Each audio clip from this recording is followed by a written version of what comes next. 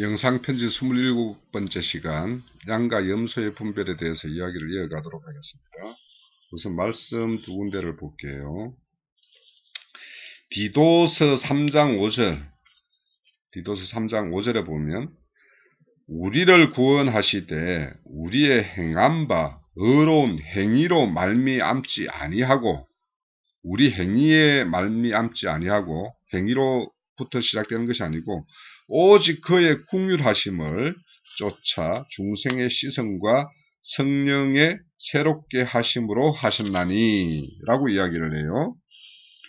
그러니까 디도서 3장 5절은 우리 인간의 행위 이기에 있지 않고 우리의 구원이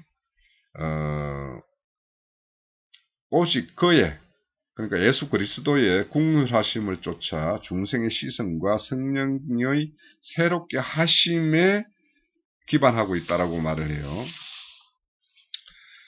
또 그런데 이제 야고보서 2장 24절에 보면 이로 보건대 사람이 행위로 의롭다 하심을 받고 믿음으로만은 아니니니 이렇게 이야기를 해요. 그러면 믿음으로만이 아니고 사람이 행함이 필요하다 이렇게 이야기를 하죠. 그러면 마태복음 25장의 양과 염소의 비유를 어떻게 해석해야 할까라는 걸 한번 생각해 봐야 돼. 이 두 말을 근거로, 그러면 우리가 흔히 이제 진리는 하나예요. 그러면은 믿음으로만 구원받는 거냐, 믿고 행하여 구원을 받는 것인가라는 것이 이제 문제가 되죠. 이것이 항상 늘 우리 흔히들 조금 믿음이 있는 자들, 그래서 신앙의 어떤 연륜이 있는 자들, 그런 이 두 가지를 가지고 많은 논쟁거리가 돼요. 그리고 이거에 대해서 명확한 분별을 하는 사람이 그렇게 많지 않아요. 그래서 오늘 이것 중심으로 좀 말씀을 나눠볼게요. 그래서 이제 믿음으로만 구원을 받는다라는 사람은 또 그런 구절을 이제 인용해서 반박자료로 하고요. 또 행위가 필요하다는 사람은 야고보서를 이제 들어서 이렇게 이야기를 합니다. 그러면 이제 오늘 마태복음 25장에 양과 염소가 이렇게 행한 것을 이야기할 때 우리 주님이 예로 든 것을 한번 보면 이제 좀 들어서 하나하나 이렇게 살펴보면서 그러면 아마 이해가 좀 될 거예요. 우선 주님이 열거하는 것은 줄이는 것, 그러니까 배고픔에 대한 것. 그러니까 내가 줄일 때 너는 먹을 걸 주었고 안 주었고 이렇게 말씀을 하고요. 목마른 것, 내가 목이 말랐을 때 너는 물을 주었고 너는 안 주었다라고 이야기하고, 나그네는 이제 거처가 없는 자를 나그네라고 그러죠. 그러면은 거처를 제공해서 나를 영접했느냐 안 했느냐 이런 문제 가지고 이제 언급이 있고요. 벗은 것, 그러니까 벗은 것을 때 이제 옷을 주었는가 안 주었는가 이런 문제가 있고, 병들었을 때 어떤 위로를 했는가 안 했는가, 뭐 또 치료를 하고 하도록 그렇게 어떤 선한 사마리아 사람처럼 그런 어떤 적절한 조처를 취했는가 안 했는가, 또 옥에 갇혀 있는 것, 내가 옥에 갇혀 있을 때 네가 어떻게 나를 무난하고 이렇게 했는가 안 했는가, 뭐 이런 것을 가지고 이제 주님이 이제 판단거리로 삼아서 양과 염소에게 이제 이야기를 해요. 자, 우리가 이런 것들, 그러면 우리 일상에서 다 일어나는 일들이에요. 그죠? 일상에서 일어나는 일들이에요. 그런데 이 일상에 일어나는 일을 들어서 하나님은 항상 뭐냐면 땅의 것을 들어서 하늘 것을 설명을 해요. 육체의 것을 통해서 영의 것을 설명을 해요. 자, 그러면 땅과 육체의 것, 허무와 허상의 세계, 이걸 통해서 실상의 세계인 하늘의 것과 영의 것을 알게 하는 것이 하나님의 의도예요. 감이 빠른 사람들은 오늘 어떤 걸 이야기하겠구나라는 걸 이렇게 좀 추측이 될 텐데, 자, 우선 하나하나 좀 챙겨볼게요. 줄이고 목마른 것, 이거는 우리의 사람의 어떤 먹는 문제, 배고픔의 문제, 이거에 대해서 이제 말하는 거겠죠. 그런데 요한복음 4장 32절에 보면 내가 알지 못하는 양식이라는 말이 나와요. 뭐냐면 우물가에서 사마리아 여인을 만났을 때 주님께서는 그 사마리 여인에게 물을 다오 해가지고 거기서부터 이제 이야기가 쭉 이끌어가요. 그런 주님이 그 사마리아 여인을 만나고 있을 때 같이 동행했던 제자들은 음식을 구하기 위해서 정오가 가까웠기 때문에 음식을 구하기 위해서 이제 마을로 들어갔어요. 그 사이에 이제 주님과 이제 사마리아 여인의 어떤 이야기가 아주 유명한 게 이제 요한복음 4장 아닙니까? 그때 이제 그 제자들이 먹을 것을 구해 와가지고 주님 드시옵소서 이렇게 할 때 나는 이미 너희들이 알지 못하는 양식을 먹었다. 이렇게 말을 해요. 그러니까 주님의 어떤 양식이라는 것은 바로 사람의 영혼을 취하는 것이거든요. 그죠? 그래서 이제 그 요한복음에는 뭐냐면 서로 그러니까 사마리아 여인과 주님은 서로 먹은 거예요. 사마리아 여인은 하나님을 산떡으로 하늘에서 내려오는 산떡으로 먹었고 주님은 그 영혼을 취하여 먹음으로 인해서 만족을 이룬 이런 상태예요. 그런데 이제 그 요한복음 또 6장 48절에서 50절에 보면은 나는 곧 생명의 떡이다라고 이렇게 말을 하기도 하고, 너희 조상들이 광야에서 만나를 먹었었는데, 그렇지만 그거는 다 죽는 음식이었다. 그렇지만 오늘 내가 하늘에서 내려주는 이 떡은 사람으로 먹으면 죽지 않고 영생하는 떡이 된다. 이렇게 말씀을 해요. 또 이제 목마른 거에 대해서 이제 보면 아모스 8장 11절에 보면 주 여호와께서 가라사대 보라 날이 이를지라 내가 기근을 땅에 보내리니 양식이 없어 주림이 아니요 물이 없어 가람이 아니요 여호와의 말씀을 듣지 못한 기갈이라고 말을 해요. 그러니까 이 목마름 하나님께서 이렇게 말하는 이 양식 마실 물 이런 것들이 하나님은 싹 다 뭐냐면 모두를 이 말씀을 가지고 말을 해요. 하늘에서 내려주는 이 영생명을 먹이는 이 말씀을 가지고 이야기하는데 이 본의를 모르는 사람들은 육신의 떡, 육신이 마시는 물 이것만 늘 생각을 하니까 하나님은 야 그래 그것도 좋다. 그렇지만 내가 말하는 것은 영생명을 살리는 것, 영생명을 기가를 해소하는 물 이놈들 말하는데 너는 왜 자꾸 육신의 떡과 육신에 마시는 물을 가지고 자꾸 이야기하냐 이런 거예요. 이렇게 관점이다라는 거예요. 그래서 염소에 있는 사람들은 수많은 사람들에게 자신의 어떤 사랑을 베풀고 한다라고 물들고 떡 깡줄이 들고 나가서 먹였을 겁니다. 배고픈 자들에게. 그렇기 때문에 그 자들은 내가 줄인 자에게 먹일 걸 주었고 했는데 왜 안 했다라고 하십니까? 라고 말을 하는 거예요. 근데 주님이 생각하는 떡은 그 떡이 아니니까.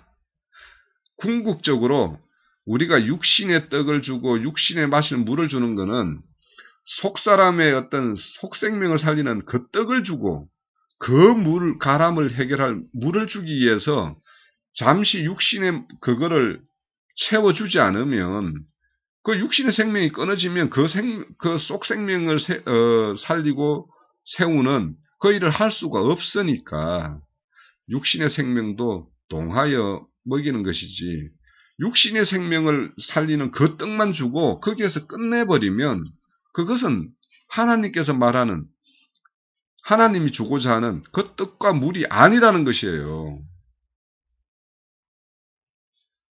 얼핏 이해가 됩니까? 그래서 요한복음 4장 13절에서 14절까지 이 물을 먹는 자는 다시 목마르려니와 그러니까 육신의 물, 육신의 어떤 가람을 해결하는 물 이거 주는 거는 시간 사람은 물을 몇 시간만 안 마시면 가람이 오죠. 그러면 또 다시 먹어야 되죠. 그거는 그 물은 영원히 가람을 해결할 수 있는 물이 아니라는 거예요. 그런데 내가 주는 물을 먹는 자는 영원히 목마르지 아니하리라. 나의 주는 물은 그 속에서 영생하도록 솟아나는 샘물이라고 이야기를 해요. 그러니까 하나님은 우리에게 물을 주는 것이 아니라 아예 샘물 자체를 그냥 우리 속에다 넣어준다라는 거예요. 그 샘물이 어디 있습니까? 말씀이에요. 성경 속에 샘물이 있어요. 성경 속에 말씀의 내용을 내가 가지고 속에 담아 놓으면 이 속에서 내 영혼의 내 속생명이 뭔가 가람을 느끼고 배고픔을 느끼면 이 속생명에서 내가 가지고 있는 이 말씀 속에서 또 아니면은 우리가 들고 있는 이 성경 속에서 그 양식을 언제든지 취할 수 있는 것이 속생명이에요. 이거는 한번 취하면 취해서 먹어 놓으면 그 어떤 부분에는 영원히 그거는 내 속생명의 어떤 영양이 되어서 그 속생명을 세우고 바르게 이끄는 그는 영양분이 되고 생명의 떡이 되는 거예요.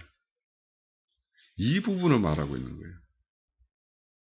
그래서 이렇게 줄이고 목마른 자에게 어떤 물을 줄 것이냐라는 걸 우리는 생각해 봐야 돼요.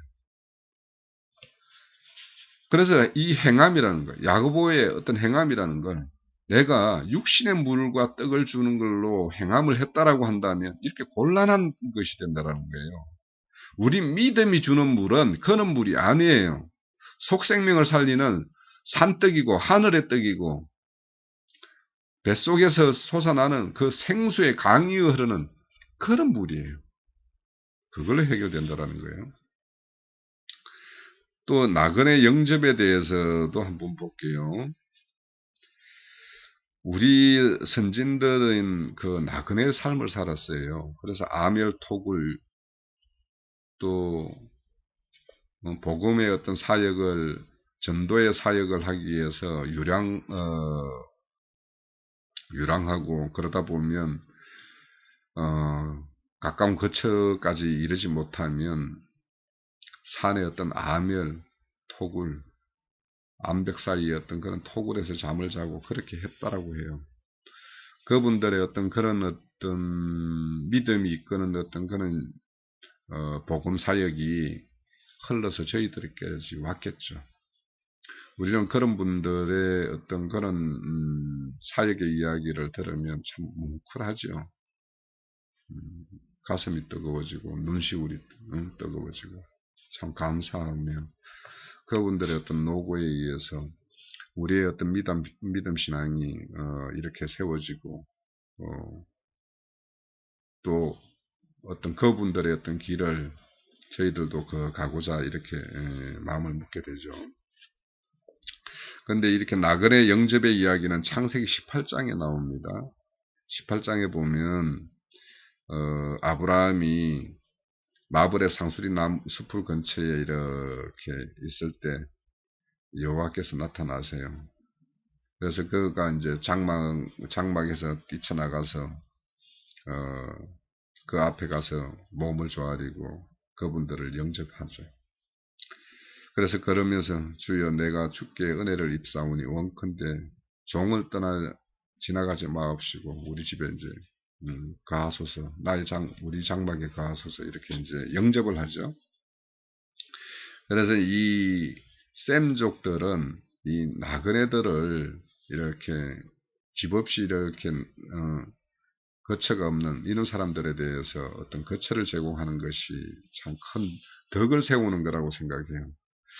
저도 이제 시골에서 어렸을 때 저희 집이 이제 지금은 굉장히 뭐 큰 집도 아니고 뭐 초라하지만 옛날 제 어렸을 때 저희 집 같은 경우는 저희 시골에서 함석집, 그러니까 대부분의 집들이 이제 몇 단으로 이렇게 지는 초가집이었을 때 저희 집은 함석집이었어요. 그러니까 그 당시로 보면 집은 좀 좋았겠죠. 그때 이렇게 보면은 이제 저희 집에 시골집에 보면은 이제 본체가 있고 다른 이런 사랑채가 있는데 그 사랑채 빵은 이제 불을 넣을 때도 있고 안 넣을 때도 있는데 꼭 넣을 때는 뭐냐면 지나가는 사람들이 이제 하루 이제 하는 잠을 청할 때 많이 내어주고 그분들을 위해서 이제 불을 떼고 이렇게 해서 방을 지피고 이렇게 했던 걸로 기억이 이제 돼요. 그리고 이제 그런 분들에게 이제 뭐 시골에 뭐 변변찮은 찬이지만 이렇게 밥상을 차려서 이렇게 건네주고 이렇게 했던 거를 제가 많이 봤어요. 저는 어렸을 때 이제 할아버지는 일찍 돌아가셨는데 할머님이 이제 내가 청년이 될 때까지 이제 살아 계셨는데, 그분께서 그런 걸 되게 이제, 많이 했던 것 같아요. 그래서 길 가다가 뭔가, 두리번거리는 사람이 있으면 우리 집에 와서 이렇게 주무시라고 이렇게 뭔가 이렇게 이끌어서 이제 들이시고 이렇게 했던 것 같습니다. 그런 것처럼 이제 우리 쌤족들은 이런 나그네들에 대해서 그렇게 호의를 베풀고 이렇게 하는 것이 이제 거의 습관화되어 있죠. 생활의 어떤 한 패턴이죠. 그런 것처럼 이제 마태복음 10장에 보면 또 이제 예수님이 이제 제자들을 이제 파송을 할 때 그들에게 이제, 너희들이 가서, 선지자의 이름으로, 아마 맞아줄 사람들이 있을 것이다. 그래서 선지자로 이렇게 맞아들이면 그들에게는, 상이 있을 것이다. 이렇게 이야기를 해요. 그러면서 이제 그들에게 이제 갈 때, 뭐냐면, 뭐, 옷가지나, 뭐, 또 뭐냐면, 양식이나 이런 걸 가지고 가지 말고 그냥 가라고 이야기하죠. 왜냐하면 그들이 파송되는 것이 유대 땅이니까 유대인들은 이제 그런 것들이 거의 습관화되어 있고 그게 자신들이 마땅히 해야 될 바로 그렇게 알고 있기 때문에 그렇게 이야기를 하는 것이죠. 또 사도행전 17장에 보면은 야손이라는 사람이 바울을 영접하는 이야기가 나와요. 그래서 이제 바울을 영접했다가 이 사람이 야손이라는 사람이 변을 당하는 이야기가 나오죠. 또 히브리서 13장 2절에 보면 손님 대접하기를 잊지 말라. 이로써 부지 중에 천사들을 대접한 이들이 있느니라고 이야기해요. 그러니까 할 곳이 없는 자에게 거처를 이렇게 제공하는 것은 참으로 그 자에게 최고의 어떤 호의를 베푸는 것이죠. 주님도 이 땅에 왔을 때 내가 머리 둘 곳도 없다라고 그랬어요. 그처럼 주님도 이 땅에 하늘의 왕이신 그분께서 이 땅에 왔을 때는 나그네 삶을 살았어요.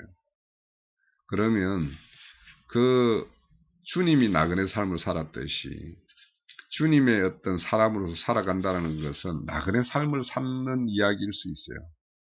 그러니까 주님도 아까 앞서 말씀드렸듯이 작은 자에게 대하는 것이 나에게 대하는 것이다라고 한 것처럼 항상 주님은 그 나그네, 약한 자, 그런 자들과 함께 하니까 그런 분들에게 호의를 베푸는 것은 주님에게 호의로서 섬기는 것과 매우 마찬가지라는 거예요. 그러니까 우리가 행하는 것은 어떤 사람을 보는 것이 아니라 사람 속에 있는 그 사람 속에 있는 어떤 주님을 만나는 그런 걸로 이렇게 생각하고 이렇게 섬기는 것과 단순히 어떤 사람에게 이렇게 행하는 것으로 생각하는 것과는 차이가 있겠죠. 다음에 이제 그 옷에 대한 문제입니다. 벗는 것. 자, 벗는 것은 옷이라는 것은 언제 생겨났습니까? 사람이 옷이 필요한 것은 최초의 옷이 제공되었던 것은 하나님의 말씀에 순종하지 못해서 선악과를 먹음으로 눈이 밝아졌다고 그랬어요. 그러니까 눈이 밝아지면서 최초의 정상이 뭐냐 하면 수치심이에요. 부끄러움이었어요.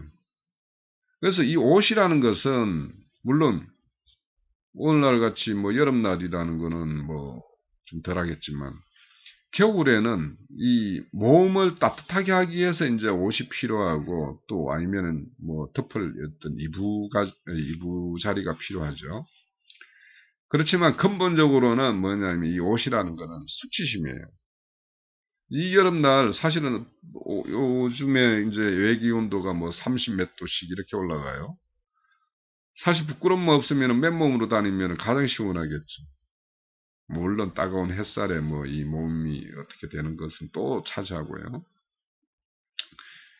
그런 것처럼 이 옷이라는 것은 부끄러움 수치를 가려주는 것이었어요. 그런데 이 많은 성경 구절에 보면 이 벗는 것은 정신 또 어떤 사상, 생각 이런 것들에 의해서 하나님을 잃어버린 자, 말씀을 잃어버린 자, 이런 자들을 벗었다라고 이야기를 해요. 그러니까 이게 단순히 옷의 문제만이 아니라는 것이에요. 자, 앞서서 이제 보면 왜 그러냐면, 노아가 포도주에 취해서 이제 노아의 물의 심판이 지나가고, 드러난 땅에 이제 그 포도 농사를 지어서 그 포도의 어떤 추수의 어떤 즐거움을 누리기 위해서 이제 포도주를 마시고 잠이 들었는데 하체를 이렇게 드러내서 이제 잠이 들었다고 그러죠. 그래서 이제 그 잠든 아버지의 어떤 모습을 보고 이제 새 아들이 그에 대한 어떤 그 대함의 어떤 태도에 따라서 저주를 받은 민족이 있죠. 바로 함 족속인데요. 함 족속은 그 아버지의 어떤 드러난 어떤 그 수치를 가려주지 않고 그걸 이렇게 다른 형제들에게 이제 이렇게 드러내는 이런 일을 함으로 인해서 이제 저주를 받은 것이죠. 그러니까 이 버섯섬이라는 것은 그 사람의 어떤 생각, 정신, 사상이 어떤 것이다라는 것을 우리가 알았을 때 그것을 어떻게 할 것인가라는 문제와 이제 좀 연결이 돼요. 좀 더 연결해서 나가볼게요. 이사야서 64장 6절에 보면 대저 우리는 다 부정한 자 같아서 우리의 의는 다 더러운 옷이라고 비유해요. 자, 인간의 사람의 의를 다 더러운 옷이라고 비유한다니까요. 그러니까 이 옷이라고 말하는 것, 저 벗는 문제, 입은 문제, 이거는 단순히 우리가 이 몸을 가리는 이 옷을 말하는 것이 아니다라는 걸 우선은 이제 이해를 해야 돼요. 또 스가랴서에 보면 3장 4절에 보면 여호와 앞에 한 사람이 섰는데 그가 입은 옷이 더러운 옷이에요. 이 여호수아죠, 그죠? 여호수아가 여호와 앞에 섰는데 그가 더러운 옷을 입고 있었어요. 이 숯에 이렇게 막 이렇게 더럽혀진 옷이죠. 그래서 이제 주님께서 이제 그 여호와께서 말씀하시죠. 그 들어오는 옷을 벗어버리게 하고, 벗기라 하시고, 또 여호수아에게 이르시되, 내가 내 죄를 제하여 버렸으니 내가 아름다운 옷을 입으리라고 말을 해요. 그러니까 여기에서는 뭐냐면 더러운 옷을 벗기라고 하는데, 내 죄를 사했다, 죄했다, 이렇게 말을 해요. 그렇다면 이 더러운 옷이라는 것이 뭐냐면 죄와 관계되는 것이라는 걸 알 수 있겠죠. 그래서 이 죄를 벗기는 것, 이 벗음으로 인해서 뭐냐면 우리는 그리스도 옷을 입는다 이런 말이 나와요. 그런 것처럼 그 아름다운 옷을 입히는 걸로 말을 해요. 그러니까 하나님의 어떤 일하심은 인간의 어로 세워진 그 옷, 그걸 벗겨버리고 하나님의 옷, 그리스도를 옷 입히는 것, 이것이 하나님의 일하심이에요.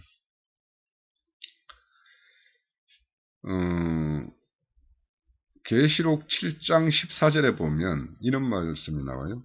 내가 가로되 내 주여 당신은 알리이다 하니 그가 나더러 이르되 이는 클 환난에서 나오는 자인데 어린 양의 피에 그 옷을 씻어 하얗게 하였느니라고 말을 해요. 자, 우리가 상식적으로 말하면 이 글자 그대로 말하면 어린 양의 피에 빨았으면 붉게 물들어야 되잖아요. 그렇죠? 그런데 희게 되었다라고 말을 해요. 어린 양의 피는 죄인의 죄가를 대신 지불하기 위해서 이 땅에 오셔서 흘려주는 피였죠. 그죠? 그는 죄를 씻기는 것, 죄하기 위해서 스가랴서 3장 4절에서 여호수아가 입은 더러운 옷을 벗기는 것을 내 죄를 제하였다라고 말을 하듯이 어린 양의 그 옷을 빨아서 희게 되었다라고 말하는 것은 너희 죄를 어린 양이 대신 지불했다 이런 말이에요. 그래서 너희에게 이제 죄를 물을 것이 없다. 뭐냐면 이 죄의 문제나 우리 심판의 문제는 오늘날 그 법제상으로도 일사부재리의 원칙이에요. 한 번 판단받고 그거에 대해서 내가 죄가를 치렀으면 그거에 대해서는 다시 처벌할 수 없다. 그러니까 이 세상의 법도 성경의 법을 거의가 이제 많이 따라와 있어요. 근본 정신은 성경의 어떤 법 정신이 이 세상 법에도 기저에는 좀 깔려 있어요.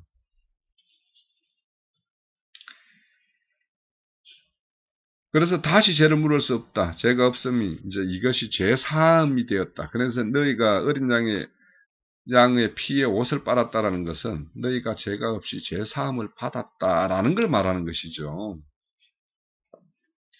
또 계시록 16장 15절에 보면 보라 내가 도적같이 오리니 누구든지 깨어 자기 옷을 지켜 벌거벗지 아니하며 자기의 부끄러움을 보이지 아니하는 자가 복이 있도다. 하나님 앞에 죄인의 모습인 육체를 그대로 드러낼 수는 없는 것이에요. 이 육체는 죄의 모양이에요. 죄의 모양. 이 죄는 우리 혈육에 있다고 그러죠. 그래서 항상 주님 앞에 나갈 때는 뭐냐면 제사장들이 온 몸을 이렇게 겉으로 다 대부분을 싸죠. 이를 싸서 이렇게 나가는 이유는 주님 앞에 그거는 자기 어떤 육신의 몸을 가리고 그 밖에는 주님께서 이렇게 달아주는 어떤 보석들, 그리고 이제 그 하나님의 어떤 백성이라는 어떤 12 지파들, 그들의 어떤 이름이 새겨 있는 이런 보석들이 앞에 이렇게 다 갈려 있고 어깨에도 견대에 6족속씩 양쪽에 달려 있고 이런 것이 뭐냐면 우리가 그분 앞에 이렇게 서기 위해서는 그리스도로 옷 입는 것. 그러니까 예전 구약의 제사장들이 입었던 그 에봇이라는 옷은 결국에는 우리가 그리스도로 옷 입는 것. 그리스도의 어떤 마음과 정신과 생각과 그분의 어떤 영생명과 이런 것들을 우리가 다 취하여 가지는 것. 그러므로 인해서 우리는 그리스도 옷 입었다라고 이야기를 하거든요. 그래서 이제 그런 것처럼 그렇게 그 옷을 뺏기지 마라. 응? 너희들이 끝까지 그걸 지키라는 거예요. 그리스도의 옷 입는 것을 너희들은 계속 그것을 지켜라. 믿음에서 떨어지지 마라.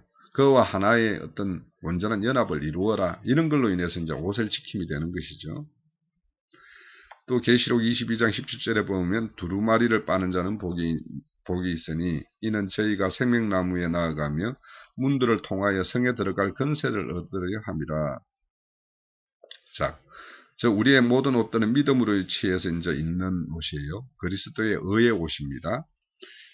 그래서 이제 이런 성령에 이끌리는 삶, 옛사람의 어떤 행실을 죽이고 성령에 이끌리는 삶을 사는 것이 바로 두루마기를 빠는 자가 되는 거예요. 성령에 이끌리지 않고 인간의 어떤 생각으로 행하는 것, 이런 것은 아무리 선한 것을 행했다 하더라도 아까 염소의 판단을 받아요.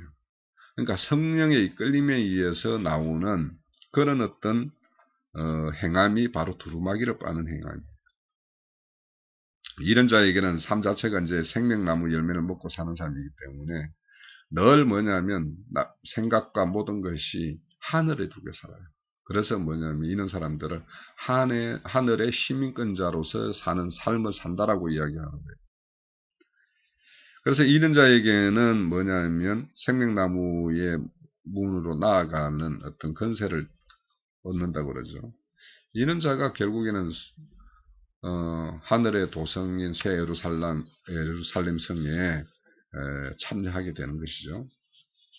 자, 이처럼 옷이라는 것은 단순히 이게 우리가 흔히 말하는 이는 옷이 아니라 그리스도의 어떤 성품이 나의 어떤 그분, 그러니까 성령이 나에게 임함으로 인해서 그 그리스도의 성품이 나에게 이렇게 흘러나오는 것, 이것이 바로 옷 입는 것이에요. 그래서 그게 이제 수치를 가리게 되는 겁니다. 그러니까 겉으로 아무리 삐까뻔쩍하고 어떤 좋은 행위로서 이렇게 치장을 하더라도 주님께서는 그 속생명이 그리스도에 의해서 그분의 어떤 성령에 의해서 이끌리는 것이 아니면 하나님은 평가를 안 하신다라는 거예요. 또 두 번째 시간을 좀 줄이고 세 번째 시간으로 좀 이어가겠습니다.